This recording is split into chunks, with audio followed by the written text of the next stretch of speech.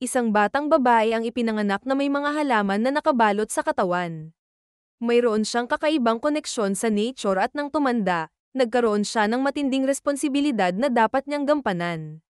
Samantala, isang lalaki ang nagkukwento na matagal na raw siyang nakakarinig ng kakaibang tunog sa bundok. Parang tunog ng kampana. Ang buong bundok ay puno ng tunog ng napakaraming kampana na sabay-sabay tumutunog. Parang may malaking selebrasyon ang kalikasan mismo. Tinawag nila itong bell drops. 10 buwan matapos marinig iyon, ipinanganak ang kanyang nakababatang kapatid na babae. May nakapalibot na mga vines dito. Sa ibang dako, naglalakad si Ginko sa isang luntiang bundok. Napansin niyang masigla ang paligid, puno ng mushi at halatang dumadaloy dito ang River of Light. Kapag ganoon, ibig sabihin may Lord of the Mountain na nagbabantay. Nakita niya ang bakas ng nilalang na iyon at sinundan. Doon niya natagpuan ang isang batang babae na payat at halatang mahina, napapalibutan ng mga vines sa katawan at halos mawalan ng malay. Pinainom niya ito ng potion at tinanong kung bakit siya ang kumikilos bilang Lord of the Mountain. Ipinaliwanag niya na bihira at mapanganib kapag tao ang napipiling maging Lord of the Mountain, at ayon sa mga tala, hindi nagtatagal ang buhay nila. Ngunit bago niya patuluyang maunawaan ang sitwasyon, tinaboy siya ng dalaga at iniwan siyang naguguluhan. Paglabas ng gubat, nakasalubong ni Ginko ang isang binatilyo, si Yoshiro, na nagtanong kung nakita niya ang kapatid niyang babae. Nawawala raw ito at matagal nang hinahanap. Mula rito, ikinwento niya ang nakaraan. Mula nang ipanganak ang kanyang kapatid na si Kaya, laging may damong tumutubo sa ulo nito. Kahit paulit-ulit na bunutin, muling bumabalik. Habang lumalaki, mas lalo siyang nahihila sa bundok, parang mas kilala niya ang daan kaysa sa sinumang taga-village. Ngunit minsan, bigla itong natitigilan, nagsasabing tinatawag siya ng kung sino, pagkatapos ay manghihina. Hanggang sa isang araw, tuluyan na itong nawala. Buong village ang naghanap, ngunit walang natagpuan. Paminsan-minsan, may nakikita si Yoshiro na bakas ng maliit na footsteps sa bundok, dahilan para patuloy siyang umasa na buhay pa ang kapatid niya. Ngunit sinabi ni Ginko ang masakit na katotohanan, na si Kaya ay pinili bilang Lord of the Mountain. Ang ganitong papel ay nangangahulugang hindi na sila tao, kundi bahagi na ng mismong kalikasan. Para kay Ginko, hindi na maibabalik si Kaya bilang simpleng kapatid. Ngunit hindi iyon tinanggap ni Yoshiro. Para sa kanya, si Kaya ay kapatid niya, at hindi ito susuko na mapabalik siya. Isang araw, nagkaroon ng gulo sa bundok. May mga lobo na nagpakita at dahil natakot si Yoshiro, binaril niya ang mga ito. Biglang lumitaw si Kaya at nahulog siya mula sa puno ng may sugat pero nakaligtas, at sa wakas, muling naibalik ni Yoshiro ang kapatid sa kanilang pamilya. Pinagsuot siya ng damit na ginawa ng ina niya, ipinakilala sa bunsong kapatid, at binalikan ang mga bagay na iniwan niya. Ngunit habang nagdiriwang ang pamilya, napansin ni Ginko ang kaguluhan sa bundok. Dumami ang fog, nagkalat ang mga mushi, nagbago ang galaw ng mga hayop. Ang pagbabalik ni Kaya sa village ang dahilan ng kawalan ng balanse. Dumating ang sandali na muling tinawag si Kaya ng bundok.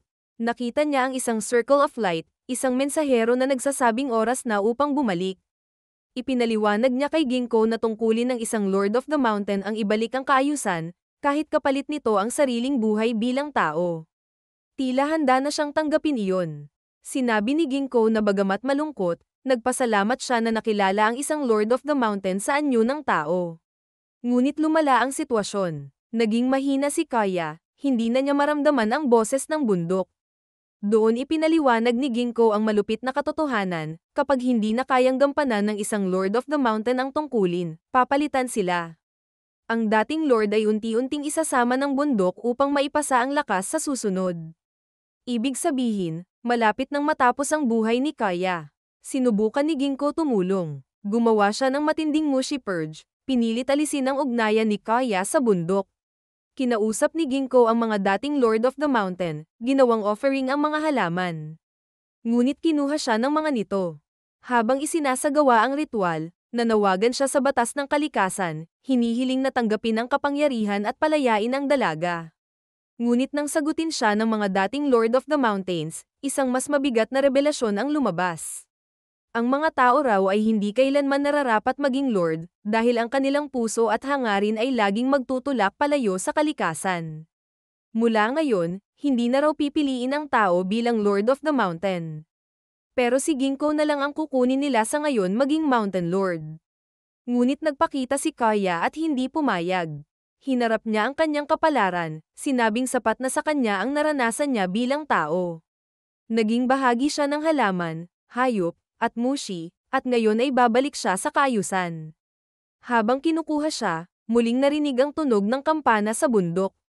Noon, parang selebrasyon ang tunog na iyon, ngunit ngayong sandali, punong-puno ng lungkot at pamamaalam para kay Yushiro. Sa huli, sinabi ni Yushiro sa kapatid niya, na ang ate nito na si Kaya ay hindi na within their reach, ngunit hindi ibig sabihin na nawala na siya.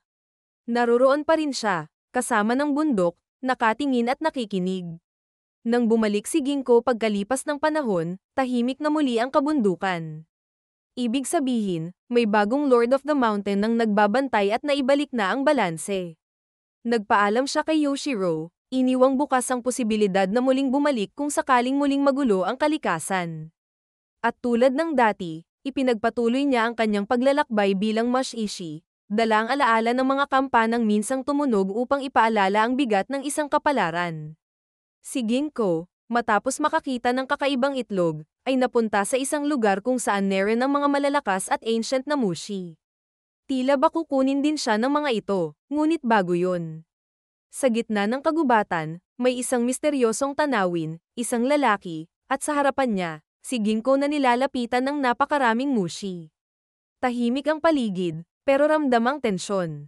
Sa dilim, isang mushi ang lumapit at tila tinatanong si Ginkgo kung natatakot ba siya dito o kung kakainin ni Ginkgo din ito. Pero sa mata ni Ginkgo, malinaw, sinusuri lang niya kung ano ito. Dinala ng lalaki si Ginkgo sa kanyang bahay. Doon, mas malinaw niyang nakita ang berdeng mata at puting buhok ni Ginkgo. Naalala niya ang mga sabi-sabi tungkol sa isang kakaibang bata na umaakit ng mushi at nagdudulot ng sakuna saan man magpunta. Lahat ng kumupkop sa kanya, nauuwi sa paglayo. Kaya payo ng lalaki, magpatuloy lang siya sa paglalakbay. Nagpakilala siya bilang si Suguro, isang mushishi o mushi master na nakatira sa kabundukan. Habang sinusuri si Ginkgo, natukoy niya na may nakulong na Tokoyami o Eternal Darkness mushi sa katawan nito, isa raw ito sa dahilan kung bakit nawawala ang ilang alaala ni Ginkgo. Kahit alisin pa ang Tokoyami, hindi mababago ang likas na pag-attract niya sa mushi. Wala pang lunas, kaya kailangan niya itong tanggapin. Pansamantalang tinaboy ni Suguro ang mga mushi sa paligid at pinayuhan si Ginkgo na magpahinga. Nabanggit ni Ginkgo ang River of Light, na kinumpirma ni Suguro na matatagpuan sa lugar na iyon, posibleng senyales na nakita niya ang pinuno ng bundok. Habang naglalakad sa kabundukan, tinuruan siya ni Suguro tungkol sa mga halamang gamot at paggawa ng sigarilyong kayang magtaboy ng mushi. Makakatulong ito para mabawasan ang epekto niya sa kapaligiran at protektahan siya laban sa mga sakit mula sa mushi. Sa isang magandang tanawin, sinabi ni Suguro na hindi pwedeng tumigil doon si Ginkgo, pero maaari siyang bumisita paminsan-minsan. Nakasalubong nila ang ilang lokal, at ipinakilala ni Suguro si Ginkgo bilang parang alaga o apprentice. Doon nalaman ni Ginkgo na ang pinuno ng bundok ay malapit ng mamatay, at wala pang nakikitang kapalit. Kung tuluyang mawala ang pinuno, babagsak ang balanse ng kalikasan hanggang sa buong mundo. Maya-maya, naramdaman ni Ginkgo na wala na ang presensya ng pinuno. Kinumpirma ni Suguro, pumanaw na nga ito, at wala pang papalit. Iniwan si Ginkgo para magmasid, ngunit napadpad siya at nakakita ng kakaibang itlog, ang magiging bagong pinuno ng bundok. Namangha siya sa lakas at kapangyarihan na laman nito. Saglit siyang napaisip kung kaya niya bang angkinin ito. May dumating na malaking ibon at biglang nahulog ni Ginkgo ang itlog. Nataranta ito, at hinanap si Suguro. Ngunit nakita niya ang Lord of the Mountain. Naghintay si Ginkgo ng tulong mula sa espiritu ng dating pinuno. Nang magpakita ito, sinabi ni Ginkgo na handa siyang isakripisyo ang sarili para maisalba ang bagong pinuno. Sinundan niya ang espiritu at nahulog siya. Napunta sila sa River of Light, alam na baka hindi na siya makabalik. Sa River of Light, lumaban ang Tokoyami sa loob niya, gustong lumabas at nagnanais lang itong mabuhay. Nagpakita ang isang kamay at binigay niya ang itlog ng Lord of the Mountain. Pero imbes na kainin siya, tinaboy siya nito pabalik, na para bang sinasabi na bumalik siya. Napaisip si Ginko, karapat-dapat ba talaga siyang bumalik? Tinawag siya ni Suguro at nakita niya itong tulala at umiiyak. Ipinaliwanag nito na pansamantalang magsasara ang kabundukan, pero hindi tuluyang mawawala ang kaayusan. Ang nakita ni Ginko ay parang ugat ng mga pinuno, at sa tamang panahon, sisibol muli ang bago. Dahil sinira ni Ginko ang natural order of things, galit si Suguro sa ginawa niya at sinabing ayaw na niya itong makita muli. Habang naglalakad sila palayo, naalala ni Ginko ang huling sinabi ni Suguro, walang lugar sa mundo na hindi maaaring pagharihan ng tao. Kahit siya, na tila palaging palaboy, bahagi pa rin siya ng natural order of things. Pinayagan siyang bumalik nito sa bahay at sinabing kahit saan man siya makarating, doon siya nababagay. Sa isang tahimik na gabi, naglalakad pa uwi si Kaoru at pamilya niya. Habang naamoy niya ang halimuyak ng mga bulaklak sa dilim, pakiramdam niya ay may mahalagang bagay siyang nakalimutang maalala. Tinawag siya ng kasama niyang umuwi na, ngunit nanatili ang takot at pamilyaridad sa alaala na hindi niya moari. Sa isang maulang araw, kumatok si Ginko sa isang bahay para magpatuloy. Pinapasok siya ng mga nakatira at inalok ng pahinga. Nalaman nilang isa siyang Mushishi o Mushi Master at inalok niya ang tulong kung may kakaibang nangyayari sa kanila. Wala silang nararamdamang kakaibang sakit, maliban sa hirap ng buhay. Matapos ay nagkwentuhan sila hanggang gabi bago siya umalis. Lumipas ang panahon, matanda na si Kaoru, kinasal na ang anak nila at sila ng asawa na lang niya ang magkasama. Naglakad si Kaoru sa bundok. Naamoy niyang muli ang amoy ng bulaklak at napansin ang isang kuweba na tila bago lang lumitaw. Naengganyo siyang pumasok, iniisip na mas mapapabilis ang daan pauwi. Habang lumalalim siya, lalong tumitindi ang amoy at naramdaman niyang may mahalaga siyang naaalala. Bumalik sa isip niya ang mga alaala ng kabataan, mga sandali kasama ang kanyang ina, at ang isang alitan sa paggawa ng sake na humantong sa hindi pagkakaunawaan. Nakita ni Kaoru ang isang bata na aksidenteng nakabasag ng vase, at pinalayas sa lugar nila. Kinagabihan, nakita niya ito na lumabas sa pinaglalagyan ng sake. Matapos, nakita nilang wala ng laman ang lagayan ng mga sake. At dahil doon, nalugi ang pagawaan ng sake at lumipat sila sa ibang lugar. Habang patuloy na bumabalik ang mga alaalang ito, nakilala niya ang isang babae, si Iko.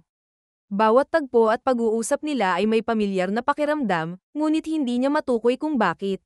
Nag-flashback ulit nung panahon na mas bata siya at muling lumilitaw ang kuweba, dala ang amoy ng bulaklak, at bawat pagkakataon ay tila may bagay siyang naalala na agad ding nawawala. Tila ba tuwing pumapasok siya sa kuweba, naaalala niya lahat ng nangyari sa buhay niya. Sa isa pang gabi ng ulan, bumalik si Ginko at muling kumatok sa bahay ni Kaoru. Sa pagkakataon ngayon, inamin ni Kaoru na matagal na siyang nakakaranas ng deja vu, pakiramdam na dati nang nangyari ang isang bagay kahit bago pa lang ito. Sinabi niyang para bang minsan na niyang pinaunlakan si Ginko sa parehong sitwasyon. Ipinaliwanag ni Ginko na maaaring nahuli si Kaoru ng isang mushi na tinatawag na Kairu o lupang tunnel mushi, isang maitim na lagusan na may amoy ng bulaklak upang akitin ang mga nilalang. Pinapaikot nito ang oras ng biktima, pinapabalik-balik sila sa parehong buhay. Wala pang nakalabas dito na matagumpay na nabago ang nakaraan ayon sa gusto nila, at kapag umabot sa sobrang dami ng pag-uulit, maaaring maging isa na ang tao sa mushi mismo. Binalaan niya si Kaoru na huwag nang pumasok muli sa lagusan, lalo na kung naamoy niya ang bulaklak sa dilim.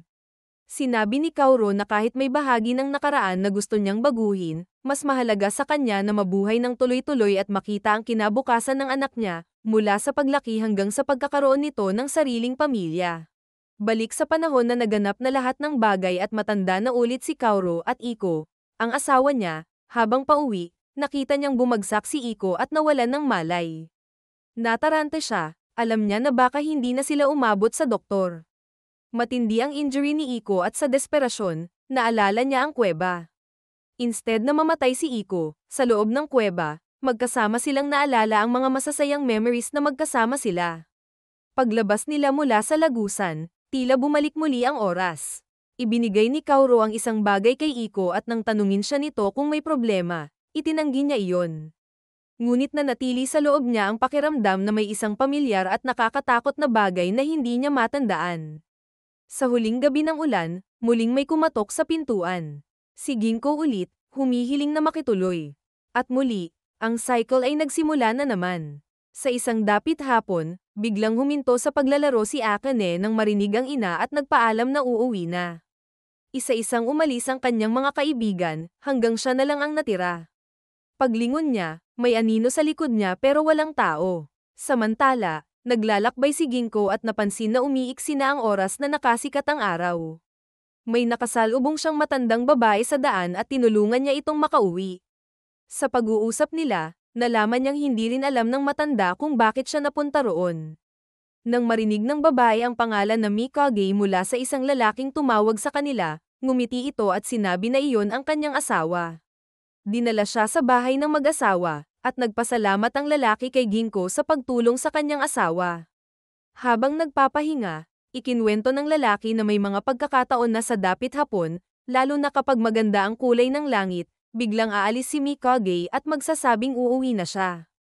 Pakiramdam daw niya, sa mga sandaling iyon ay bumabalik siya sa alaala ng pagkabata, kahit hindi niya maalala ng buo ang nakaraan.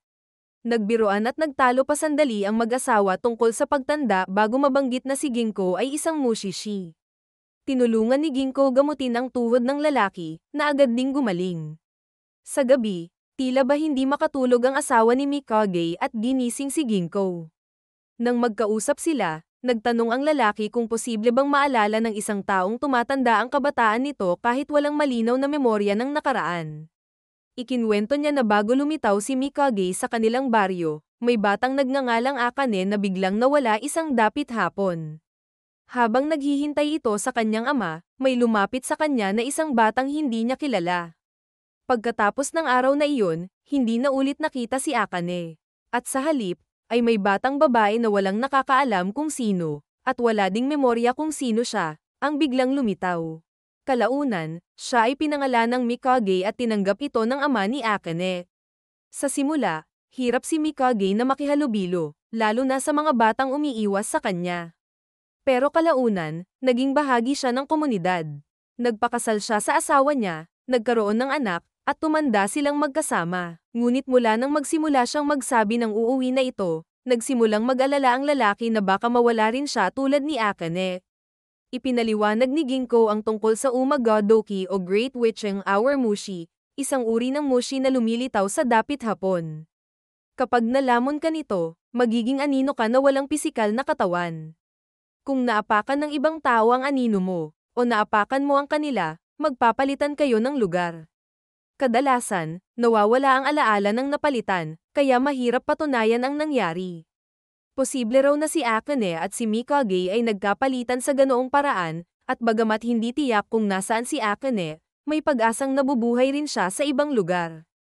Tahimik na umasa ang lalaki na masaya si Akane kahit saan man siya naroroon. Habang nag-uusap sila, naririnig naman sila ni Mikage. Pinakita na naglalaro ng tag si Akane noong panahong naapakan niya ang mushi. Si Ginko ay tinulungan ang mga ibang tao sa bayan, para pagalingin ang mga tao, na may kaparehas na sakit sa tuhod mayroon ang asawa ni Mikage. Pagbalik sa bahay ng asawa ni Mikage, natuklasan niyang wala si Mikage at dala nito ang isang lamp. Nakita nito si Ginko para humingi ng tulong hanapin ito. Nagising si Mikage sa isang lugar na walang tao at dapit hapon na. Ramdam niya ang lungkot at takot, at inalala na nagsimula ang lahat ng apakan ng isang anino ang anino niya noon. Doon niya na-realize, dahil sa pag-apak niya ng anino ni Akane, nagkapalitan sila ng pwesto. Sa isip niya, humingi siya ng tawad kay Akane. Natagpuan siya ng asawa at tinanong kung naalala na niya ang lahat. Sinabi ni Mikage na masaya siya sa buhay na pinagsaluhan nila, ngunit alam niyang hindi siya dapat naroon, dahil siya mismo ang nagpalit ng lugar kay Akane, dala ng kagustuhang maging si Akane. Ngunit ang asawa niya, thankful pa rin sa oras na pinagsamahan nila. Sa dulo, namatay si Mikage dahil sa isang epidemya. Sa puntod ni Mikage, nagpakita ang anino ni Akane. Nagpakita ng matinding regret ang asawa ni Mikage, at doon, dahil sa konsensya, inapakan niya ang anino ni Akane. Isang gabi, matapos ng maraming taon, muling nagpakita si Akane. Si Yura, isang sakitin na bata, ay tila nahihirapan huminga at gumalaw. Nasa tabi niya si Sumi, pinapakalma siya, sinasabing magiging maayos ang lahat at huwag munang gagalaw para mawala ang sakit. Nagulat si Yura nang malaman na narinig pala ni Sumi ang pagtawag niya mula sa malayo, kahit sa isip lang niya ito ginawa. Sinundan daw ni Sumi ang boses hanggang makita siya, at nangako na kung mangyari ulit, tawagin lang siya. Mabilis na pakiusap ni Yura, na sana huwag siyang iiwan o lalayo. Lumipas ang panahon, si Ginko ay nakita si Yura mula sa kanal at napansin ang kakaiba sa kilos niya. Kinausap nito ang nakatatandang kasama ni Yura, tinatanong kung madalas ba itong nawawala sa sarili at nakatunganga. Nagbabala siya na baka lumala kung pababayaan. Sa bahay, ipinakilala ng lalaki si Ginko kay Yura, sinasabing kaya nitong ayusin ang kondisyon niya. Tumanggi si Yura, iginiit na hindi siya humihingi ng tulong at may kausap siya, si Sumi. Sinabi ng matanda, sinasabing tigilan na ang ilusyon dahil matagal nang umalis si Sumi sa trabaho nila. Pero para kay Yura, totoo ang koneksyon nila kahit magkalayo. Sinuri ni Ginko ang sitwasyon at ipinaliwanag ang tungkol sa mga di nakikitang koneksyon na nag-uugnay sa kamalayan ng tao, na di nadaluyan ng ether. May mga pagkakataong nagkakaroon ng koneksyon ang dalawang tao kapag pareho silang nag-iisip tungkol sa isa't isa, tinatawag itong prescience. Ngunit may uri ng mushi na kayang kontrolin ito, ang kairogi, o flow mushi, na naninirahan sa isipan ng taong maraming ether at naglalakbay sa mga conduit gamit ang host.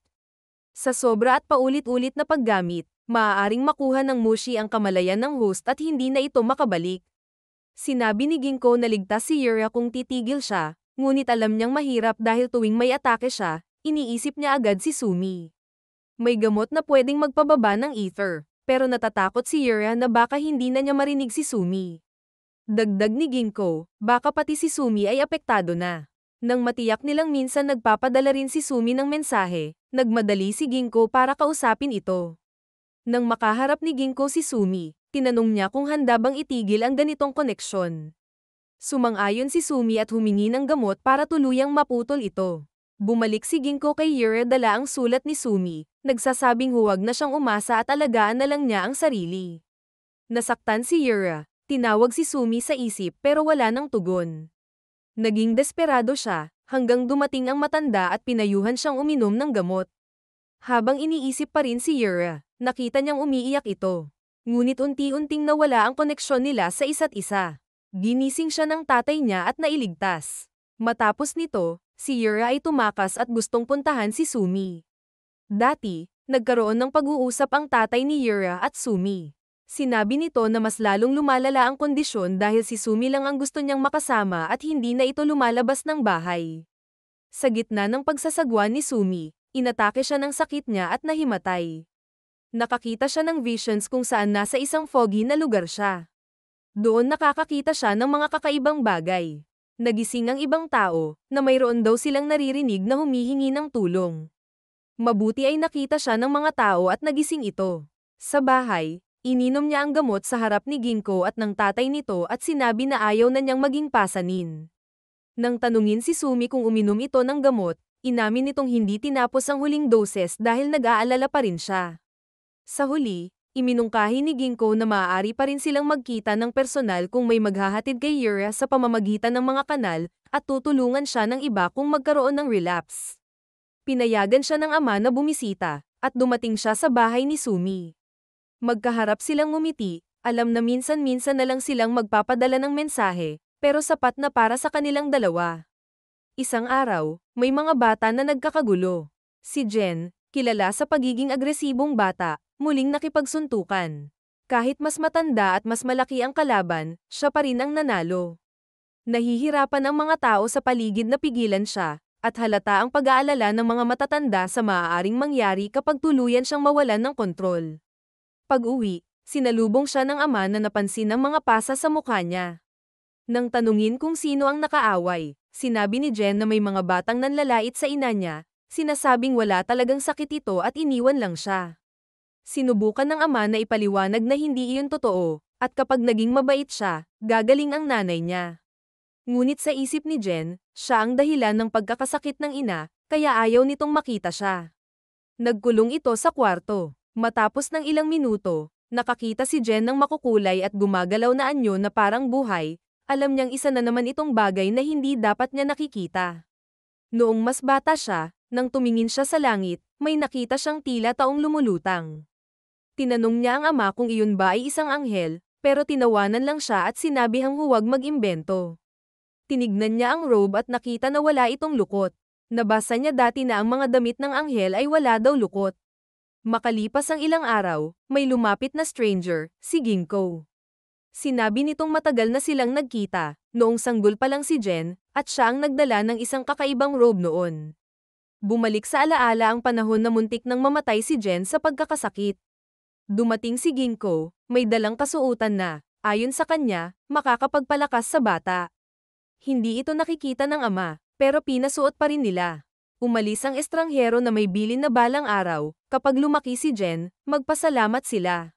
Sa kasalukuyan, ipinaliwanag ni Ginkgo na sobrang lakas ng Mushi affinity ni Jen, dahilan kung bakit nawawalan siya ng kontrol kapag nagagalit. May paraan para bawasan ito sa pamamagitan ng Mushi Severing, ngunit mawawala rin ang kakayahan niyang makita ang nilalang na lumulutang sa langit. Nagduda si Jen kung gusto niya iyon. Dumating ang ama at nakilala niya si Ginkgo. Doon na ipaliwanag ang totoo, kilala ni Ginkgo ang ina ni Jen, si Yu, at siya mismo ang gumawa ng robe mula sa kakaibang sinulid na siya lang ang nakakakita sa paligid. Halos ikamatay ni Yu ang panganganak kay Jen, at iniwan muna sa bahay ng asawa ang sanggol para makabawi siya ng lakas. Pagmulat niya, ibang-iba ang mundo, puno ng liwanag at mga sinulid na kumikislap mula sa mga halaman. Nagsimula siyang mag-ipon ng mga ito para gawin ang robe para kay Jen, ngunit isang araw, nang hawakan niya ang anak, may lumabas na makinang na sinulid mula sa katawan nito. Pagkatapos, nanghina si Jen at nawalan ng malay. Ipinaliwanag ni Ginkgo na ang sinulid na iyon ay ether, mahalaga para mabuhay ang mga sanggol. Ang labis na pagkuha nito ay mapanganib, kaya ang tanging paraan para mailigtas si Jen ay isuot ang robe na gawa mula rito. Dahil dito, lumaki siyang mas malakas kaysa normal, ngunit ngayon sobra na ang ether sa katawan niya at mahirap na itong bawasan. Ayon kay Ginkgo, tanging ina lang ni Jen ang makakapagbawas nito. Noon nalaman ni Jen na hindi siya iniwan ng ina dahil sa galit, kundi dahil sa nangyaring iyon. Nakiusap siyang makita ito. Dinala siya sa isang silid kung saan naroon si Yu, na nasa walang malay na estado. Para kay Jen, iyon ang babaeng matagal nang nagbabantay sa kanya mula sa langit. Ipinakita ang mga sumunod na araw, nang dalhin si Yu pabalik sa kanilang bahay. Unti-unti, bumalik ang lakas niya at muli silang nag-usap mag-ina. Dahil kay Yu, nakuha niya ang sobra-sobrang ether na nasa katawan ni Jen at unti-unti rin itong naging kalmadong bata. At si Yu, naging malakas na ulit. Ngunit kapalit nito, nawala na ang anghel sa langit na dati ay nakikita ni Jen. Sa huli, tinig ni Yu ang nagsalaysay, isang araw, biglang gaman ang kanyang katawan, at bago niya namalayan, siya na mismo ang nakatingin mula sa itaas, masayang minamasdan ng anak. Sa huli, hiningi ni Ginkgo ang robe na gawa sa ether at si Yu, ay hindi na nakakakita ng ether. Sa isang tahimik na lugar kung saan laging gabi, may batang babaeng nagngangalang Izumi, na doon nakatira mag-isa. Wala siyang nakikitang ibang tao, pero ramdam niya ang presensya ng isang nilalang na hindi niya makita. Nasanay na siya rito, kaya hindi na siya natatakot. May panahon na nawala ang manika niya. Kapag nawawala ang manika niya, sigurado siyang tinatago ito ng nilalang na iyon para maglaro sila. Sa kanya, parang maganda at komportableng lugar ito, at unti-unti na niyang nakakalimutan kung paano ang mundong iniwan niya. Isang boses ang tumawag sa pangalan niya. May lalaking pumasok at nagmamasid, tila may hinahanap pero nagmamadali dahil limitado ang oras. Sa isang alternate na dimension, nakikita si Mizuho, isang batang babae na nagsasabing kasama niya si Izumi, at siyang nagbibigay ng pagkain at nagtatago sa manika nito. Pinagsabihan siya ng tatay niya na tigilan ang kathang isip, at sinabing nakidnap si Izumi ng mga tao at hindi ng supernatural na mga bagay. Pero matibay ang paniniwala ni Mizuho na nandyan talaga ang kapatid. Lumitaw si Ginkgo at nakausap ang ina ng mga bata. Sigurado siyang buhay si Izumi pero nasa ibang panig ng mundo, at delikado kapag masyadong matagal doon. Kapag nalimutan ng isang tao ang orihinal niyang mundo, baka hindi na makabalik. Nakausap din ni Ginkgo si Mizuho, na ikinwento ang laro nila ni Izumi sa manika, kahit hindi nila nakikita ang isa't isa. Isang araw, muling nawala ang manika ni Azami, at nang hanapin niya ito, nakita siya ni Ginko. Tumakbo si Azami at nilapitan siya ni Ginko at ipinaalala na may naghihintay sa kanya, ang ina na nagpapakain sa kanya at ang kapatid na nagtatago ng manika para sa laro nila. Ipinaliwanag ni Ginko na nahulog siya sa isang lumang balon, pero para kay Izumi, ang tila alternate reality version ng bahay nila ay ang kanyang bagong tahanan. Napansin ni Ginko na hiyang siya sa mundo na iyon, kaya napilitan siyang gumawa ng puwersadong koneksyon bago siya maubusan ng oras. Sa loob ng well, gumawa ng special na usok si Ginko at sa kabilang panig, narinig ni Izumi ang boses ni Mizuho mula sa bahay. Bago mahulog si Izumi, ang magkapatid ay madalas maglaro malapit sa well. Si Izumi laging nakatingin sa well, at tila nakakakita ng bituin dito. Patagal ng patagal, pakunti din ng pakunti ang bituin dito. Nahulog ang manika ni Izumi at nahulog din siya dahil sinubukan niyang abutin ito. Sinubukang i-rescue ng mga tao si Izumi ngunit ang manika lang nito ang nakuha. Umaasa pa rin si Mizuho at ang nanay nito na babalik si Izumi. At ngayon, nakita na nila ang usok na gawa ni Ginko at sinabihan na tawagin si Izumi pag nangyari iyon. Narinig nila ang boses nito. At sabay na bumalik si Ginko at Izumi. Naapektuhan siya ng Issei, o well star mushi. Lumalabas ito sa mga well na dinadaanan ng River of Light. At pag nahulog ang isang tao dito, parehas ang mangyayari sa kanila sa nangyari kay Izumi. Lumapit ang ama at pinayuhang huwag nang bumalik sa lugar na iyon. Inihanda ang mga bato para takpan ang well, ngunit nag-iwan siya ng kawayan na parang straw, para raw makahinga ang Diyos na nakatira roon. Isang gabi, lumabas si Izuna at pumunta sa well. Sa kawayan, lumabas ang mga bituin na dati ay nakikita niya sa well. Isang bagay na parang bituin sa gabi, laging malayo pero nagbibigay ng gabay at ganda. Sa isang ilog, nakaupo si Ginko at naghihilamos ng muka. Nang mapansin niya ang isang bata, si Yuta, na mabilis lumangoy. Umahan ito at umuubo, inakala ni Ginko na umubo ito dahil sa usok ng sigarilyo niya na nagtataboy ng mushi. Ngunit nang hawakan niya, malamig ang balat nito, mas malamig pa kaysa sa karaniwang galing sa tubig. Biglang dumating ang nanay niya at tinanong nito kung ano nangyari. Nagpaliwanag si Ginko at binigay ni Yuta ang isda na nahuli niya. Mayroong webdhan si Yuta na tila pang tubig ang katawan niya. Pagkatapos mang isda, inuwi ng ina ang anak. Napansin ni Ginko ang galing ng bata sa paglangoy, pero tinanong din niya kung nahihirapan ba ito tumakbo at kung madalas nauuhaw. Naging defensive ang ina, kaya ipinaliwanag niya na batay sa mga tala ng Mushishi, may kakaibang sintomas ang bata, malamig na katawan, pagkaantala sa pagsasalita, at webang sa pagitan ng mga daliri. Posibleng mushi ang dahilan, at may dala siyang gamot para maibsan lang ang mga sintomas. Habang natutulog si Yuta, para pa rin itong lumalangoy. At may lumalabas na maraming tubig sa mata nito. Dito sinabi ni Ginko ang tungkol sa uko, o rain mushi. Maliliit silang nilalang na sama-sama sa ulan at ilog, nagtitipon na parang bughaw na isda bago pumunta sa dagat upang dumami. Ang mga anak nila ay nagiging singaw, bumabalik bilang ulan, at paulit-ulit na umiikot sa kalikasan. Pero may mga uko na naiiwan at naghahanap ng host. Karaniwang salamander ang napipili, pero sa bihirang pagkakataon. Pati mga taong muntik malunod. Hindi na pwedeng pilitin alisin ang mushi, at tanging pag-asa ay kung sakaling dumating ang biglaang rumaragasang baha na magtutulak sa kanila palabas. Isang gabi, nagising si Yuta at pumunta sa ilog. Pinigilan siya ng ina dahil delikado, pero umamin ang bata na madalas niyang panaginipan ang tubig. Sa mga sumunod na araw, nakipaglaro siya sa ibang bata.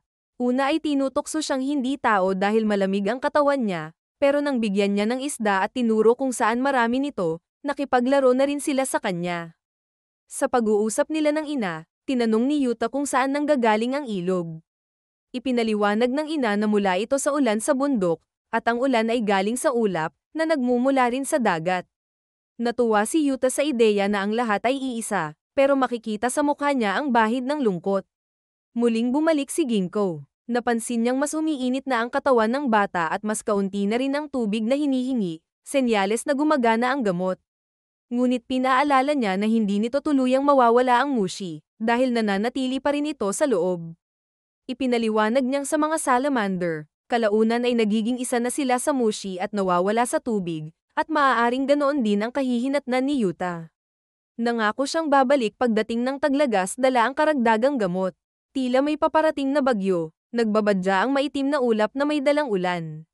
At isang gabi, muling nagising si Yuta sa gabi at gustong pumunta sa ilog. Pinilit siyang pigilan ng kanyang ina, pero napakalakas ng tawag ng tubig. Dumating si Ginko at ipinaliwanag na malakas ang ulan, kaya posibleng may flash flood. Ito raw ang pagkakataon para kusang iwanan ng mushi ang katawan ng bata. Nagdadalawang isip ang ina pero umasa na baka sa wakas ay maging katulad na rin ng ibang bata si Yuta. Habang lumalakas ang agos, mahigpit siyang kumapit sa anak, hindi handang pakawalan ito. Lumipas ang gabi at kasabay nito ang malakas na ulan at flash flood. Kinabukasan, nagising si Yuta. Masayang niyakap siya ng ina. Naisip nilang baka umalis na ang mushi, ngunit nanatili pa rin ang matinding uhaw. Habang papunta sila sa poso, biglang nanghina at uminit ang katawan ni Yuta. Dinalhan siya ng tubig, at naglaho siya sa kamay ng nanay niya. Nag-evaporate katulad ng mga salamander pag nadikit sa mushi. Kinagabihan, nag-usap si Ginko at ang ina ni Yuta. Habang nagluluksa, sinabi ni Ginko na nalaman niya kay Yuta na never itong nalunod. Hindi si Yuta ang muntik malunod noon, kundi ang kanyang ina. 10 buwan bago siya ipanganak, nalunod siya at ang kanyang asawa sa ilog. Nailigtas siya ng uko at natagpo ang nakalutang, pero ang asawa ay namatay. Kalaunan, nalaman niyang buntis siya. Nang isinilang ang bata, malamig ang katawan nito, tanda na ang hindi pa isinisilang na anak ang naging host ng mushi. Habang lumalaki ito sa sinapupunan, naging magkadikit na ang buhay ng bata at ng uko, hanggang hindi na sila mapaghihiwalay. Sa huli, anako ng ina ang kasalanan dahil pinasan niya ang mushi. Ngunit ipinaliwanag ni Ginko na kung hindi dahil dito, pareho na sana silang patay. Tinanggap ng ina ang katotohanan, at ngayon, tuwing umuulan, o nasa kahit anong body of water ang ina, naalala niya si Yuta. Isang gabi, isang bata ang nakarinig ng malayong kulog. Habang papalapit ang kidlat, parang may tinig na humihila sa kanya, tinatawag siya palapit. Isang bata, si Reki, ang umiiyak, nakatali sa isang puno at paulit-ulit na humihingi ng tulong at tinatawag ang kanyang ina, nagsusumamo na natatakot siya nang biglang tamaan ng kidlat ang puno kung saan siya nakatali. Samantala, dumating si Ginko sa isang baryo. Sa isang bahay na may malaking puno sa bakuran, napansin niya na ilang beses na raw tinamaan ng kidlat ang punong iyon. Nagtaka siya dahil may iba pang malalaking puno sa paligid, ngunit iyon lang ang laging tinatamaan. Nagpakilala siya bilang Mashishi at humingi ng pahintulot na silipin ang puno. Pagkatapos niyang suriin, sinabi niyang walang mushi roon. Nagtanong siya kung may miyembro ng pamilya na tinamaan ng kidlat. Doon ipinatawag ang anak nilang si Reki. Hinawakan ni Ginko ang tiyan nito at naramdaman niya ang mahinang kuryente nang hawakan niya ito. Nakita rin niya ang marka malapit sa pusod nito. Tinanong niya kung umiinit ba ito tuwing may kulog, at tumango si Reki. Ikinwento ng mga magulang na 5 taon na ang nakalipas mula ng unang tamaan ng kidlat ang bata sa ilalim ng puno, at simula noon ay 3 beses pa itong naulit. Palaging doon mismo sa puno, at palaging nakaliligtas. Ipinaliwanag ni Ginko na may mushi sa loob ng bata, ang tinatawag na Shoraishi, o Lightning Summoner Mushi. Karaniwan itong nasa langit, kumakain ng kidlat, ngunit kung bumagsak ang larvae kasabay ng tama ng kidlat, naghahanap ito ng host. Maaaring puno, pero kung may tao sa paligid, pumapasok ito sa pusod at nananatili sa katawan. Sa ganitong kaso, ang kidlat mismo ay dumadapo sa host para makain ng mushi. Kaya nakaliligtas si Reki kahit ilang beses tamaan, pero delikado pa rin kung paulit-ulit. Iminungkahi ni Ginko na umiwas si Reki sa kulog at magtago sa ligtas na lugar, pero ayon sa ina, hindi nakikinig ang bata. Ipinaliwanag ni Ginko na may paraan para alisin ang mushi gamit ang natirang umbilical cord ng bata noong ipinanganak ito. Agad itong hinanap ng ina, si Shino, ngunit hindi niya mahanap. Nagalit ang ama, sinisigawan siyang ayusin dahil buhay ng anak ang nakasalalay. Ngunit kalmadong sinabi ni Reki na ayos lang at wala siyang problema roon. Pag-alis ng bata, kinausap ni Ginko ang ama. Tinanong niya kung anak ba talaga ni Shino si Reki. Sagot ng ama, oo. Pero aminado siyang nahihirapan ang asawa na makitungo sa anak. Dati, Si Shino, ang nanay ni Reki, ay paulit-ulit na tumatawag sa kanyang ina, nagsusumamo laban sa isang arranged marriage. Sinubukan niyang lunurin ang sarili niya ngunit dumating ang asawa nito. At sabay nito, sinabi ni Shino na ayaw niyang magkaanak dahil pakiramdam niya ay hindi niya ito mamahalin. Noong mas bata si Reki, tinali niya ito sa puno na tinatamaan ng kidlat. Nabuhay ito, at may pagkakataon na umuulan, at nasa labas si Reki. Pinapasok ito ni Shino, ngunit di umalis si Reki at nataman ng kidlat habang nakatingin kay Shino. Bumalik sa kasalukuyan, kinausap ni Ginko si Reki na nasa itaas ng puno at nakatingala sa langit. Nagtanong siya kung tinitingnan nito kung may thundercloud. Tumango ang bata, laging alerto. Nagtanong si Ginko kung bakit hindi siya umiiwas kung natatakot naman siya. Sagot ni Reki, natatakot siya, pero gusto rin niya ito. Malakas at maganda raw ang kidlat, at sa kabila ng lahat, ito lang ang laging dumarating sa kanya, parang siya lang ang kinikilala. Nagbabala si Ginko na posibleng tuluyang ikamatay niya ang susunod na tama, ngunit sagot ng bata, mas mabuti na raw sana kung hindi na siya ipinanganak. Samantala, hindi pa rin mahanap ni Shino ang umbilical cord. Inamin niyang baka naitapon niya. Sinabi ni Ginko na maaari pang oprahan ang tiyan ng bata, pero duda siyang papayag ito. Doon inamin ni Shino na baka kaya nagpapapatama ng kidlat si Reki ay para parusahan siya, dahil hindi niya kayang ipadama ang pagmamahal bilang ina. Sinubukan ni Ginko magbigay ng perspective. Baka hindi parusa ang dahilan kung bakit lagi itong pumupunta sa puno. Baka pinili iyon ng bata dahil malayo sa bahay, para walang ibang madamay kung tatamaan ng kidlat. Sa paraang iyon, napoprotektahan niya ang iba. Isang araw, napansin nilang nawala si Reki. Naisip ni Ginko na baka nagpunta ito sa parang para doon tawagin ang kidlat, upang hindi mapigilan ng ina. Mabilis silang naghanap, at hinikayat ni Ginko si Shino na siya lang ang makakapigil sa anak.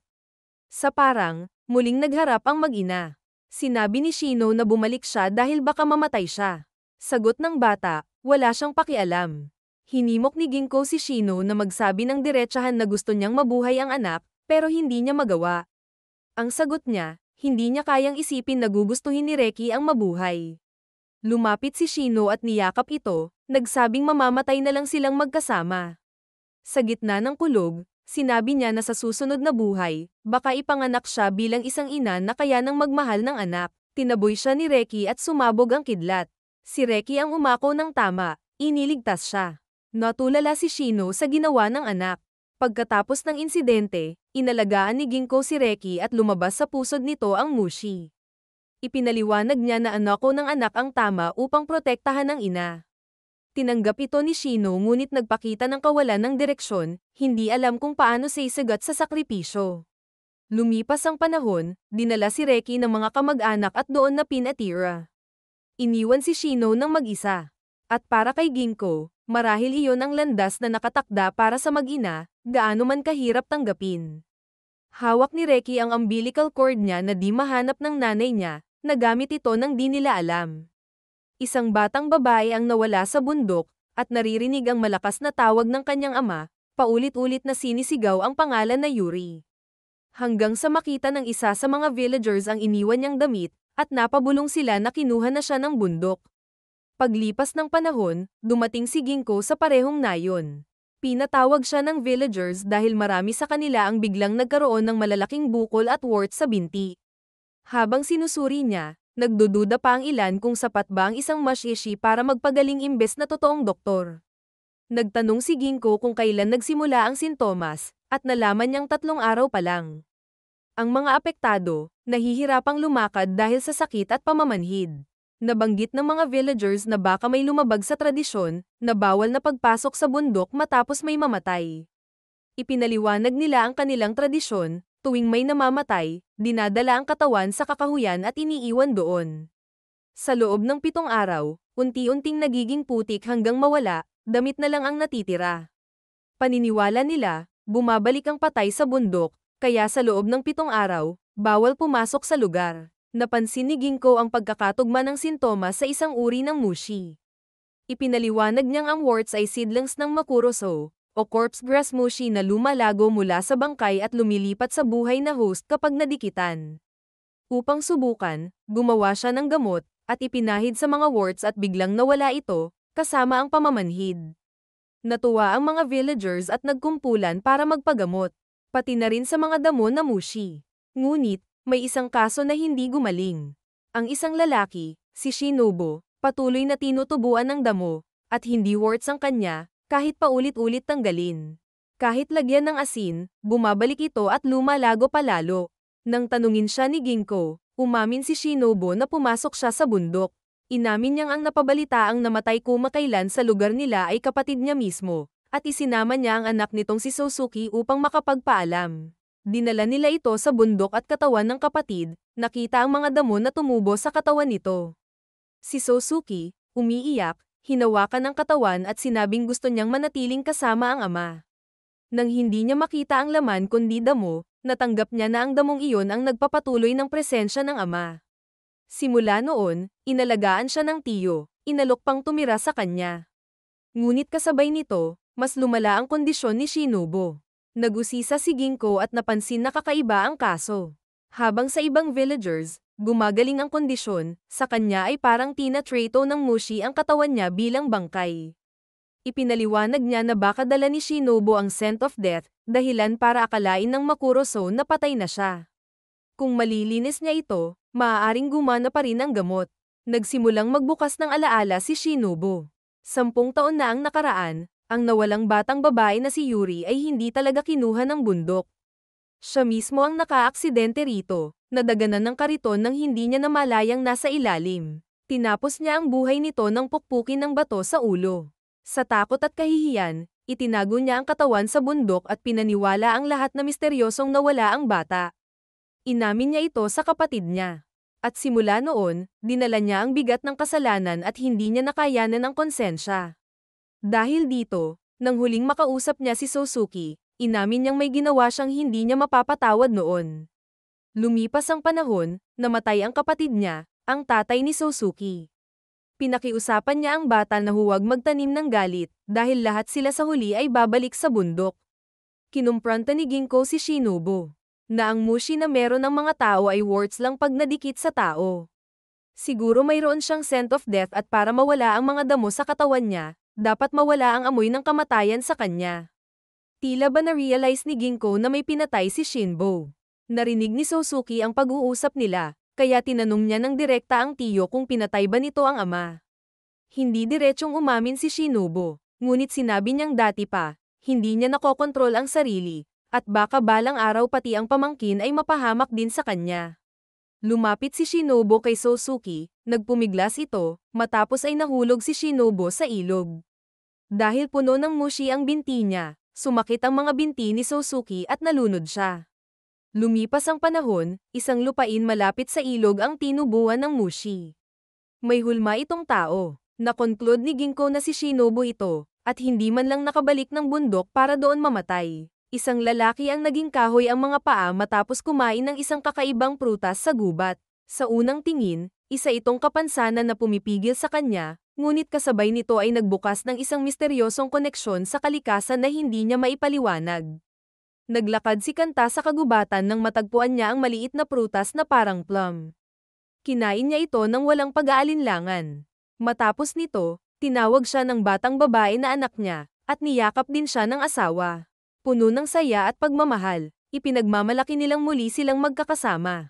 Nagtatrabaho sa malayo si Kanta, at nagsuggest ang asawa niya na magtrabaho sa malapit para sa anak nila. Ngunit gusto pa mag-explore ni Kanta. At habang tumatagal, nagsimulang pumasok sa kanyang isip ang mga larawan ng mga puno at hayop, mga imaheng tila galing sa isang panaginip. Nang magising, naglaho ang lahat. Naiwan si Kanta sa malalim na lungkot, lalo na nang paulit-ulit na sumulpot sa kanyang panaginip ang isang higanteng cedar tree. Nagtanong siya sa mga villagers kung may ganoong puno sa paligid, ngunit wala raw nakakaalam. Sa isang tea shop, nakilala niya si Ginko. Nakapagtataka, pamilyar si Kanta dito, at ikinwento pa niyang nakita niya si Ginko noon kasama ng isang matanda at ibang mga bata. Dagdag ni Kanta, kilala daw niya ang matandang kasama ni Ginko, bata pa lamang ito. Naguluhan si Ginko dahil bata pa si Kanta, para maging kilala niya ang matandang kasama ni Ginko noong bata pa ang matandang ito. Naguluhan din si Kanta, lalo na nang biglang may mga alaala ng isang baryo at isang higanteng puno na tila bumabalik sa kanya. Nagtaka din si Kanta na tila ba may nagtatanim sa utak niya ng mga memorya. Habang nagpapatuloy si Kanta, mas tumitindi ang mga alaala ng isang baryo at isang malaking puno. Natagpuan niya ang puno sa kanyang panaginip ngunit isang tuod na lang ng puno ang natira. Lumapit siya para i-check ang puno ngunit pag-apak niya dito, hindi na niya mag-alaw ang kanyang mga paa, unti-unting nagiging ugat at hinihigop ng lupa. Dumating si Ginkgo, tumawag ng 2 villagers para hatawin ng aksang puno para matanggal si Kanta dito. Inuwi nila si Kanta at si Ginkgo, ipinaliwanag ang nangyayari. Ang prutas na kinain ni Kanta ay mula sa isang mushi na tinatawag na satarigi, o enlightened tree. Ang mga bunga nito ay may dalang alaala, at sino mang kakain ay unti-unting magsasanib sa puno. Wala pang lunas para rito, maliban sa gamot na nakakapigil lamang ng mabilis na paglago. Sa kanyang paglalakbay, natuklasan din ang kasaysayan ng puno. Isang elder mula sa mga Watari ang nagsabi, higit 1,000 taon itong nakatayo, at nakaligtas sa lindol at kidlat. Ngunit 15 taon na ang nakalipas, pinutol ito ng villagers para mabuhay ang kanilang kabuhayan. Sa kapalit, nawala ang isang banal na puno na nakatayo sa ibabaw ng River of Light. Naiwan si Kanta na pinagbubuno ang sarili. Pakiramdam niya pabigat siya sa pamilya, hindi makatrabaho, at wala nang magagawa. Ni hindi na niya masamahan ang anak niyang si Futaba sa paglalaro.